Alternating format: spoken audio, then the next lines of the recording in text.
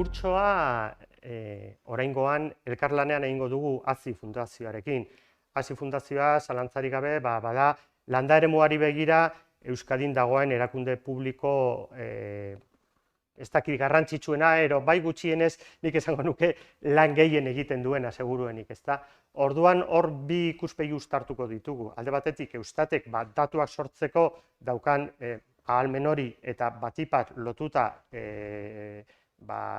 lehen sektoreari, baina AZIk dauka beste ikuspegi bat osotasunekoa, integralagoa, eta orduan biak uztartuz alde batetik datuak eta ikuspegi hori saiatuko gara ikastaro bat egiten, zeinetan etorkizunari begira gaurko egoeratik abiatuta zeintzu diren erronkak eta zeintzuk izan beharko lirateken irtenbideak horri buruz hitz egiten saiatuko gara. Euskadin gertatzen da gauza bat, bitxia, bereizgarria gutxienez, eta bada landa eremua eta eremu hiritarra, urbanoa, sarritan oso lotuta daudela, bata bestearengandik oso hurbil. Ezin deno dakigu batipat Gipuzkoa eta Bizkaiakoan tokitan eta Arabakoren baten ere industria adibidez landa eremuetan sortu zen bertan. Eta nik uste dut horrek egin duela nolabait lotura estu hori mantentzea, eta agian mesede egin dio landa eremuari, ze landa eremua beti izango da gure ondarearen gordailu. Gure hizkuntza, gure ohitura, gure usadioa, gure kirolak, gu nolabait bereizten gaituena, baina gure nortasuna sortzen eta lantzen laguntzen digun hori hor dago, eta ez dugu utzi, eta ondo-ondoan egon da, eta ni uste dut, hipotesi bada, uste dut horrek agian lagundu diola behin mantentzen eta etorkizunari begira behar bezalako egoera baten datozen erronkei aurre egiteko hori hortxe dagoela esango nuke.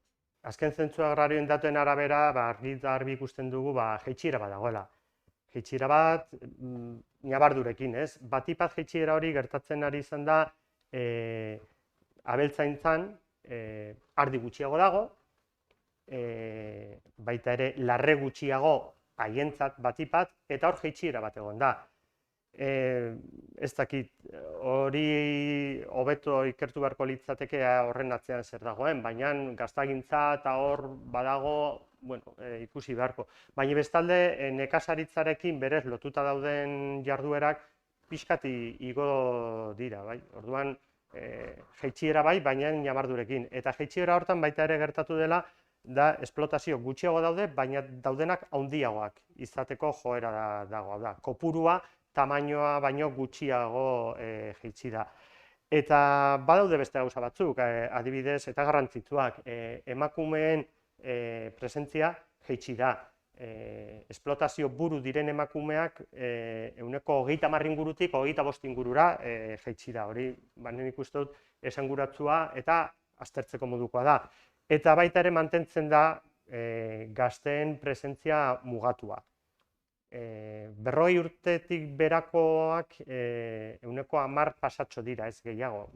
Egia da, jarduera horietan ez dela beste batzutan bezala, eta agian transmisio ereduak eta nahiko bereiziak izan direla, baina egia da, etorkizunari begira, jente gazte gutxi egotea, erronka bat dela alde hortatik.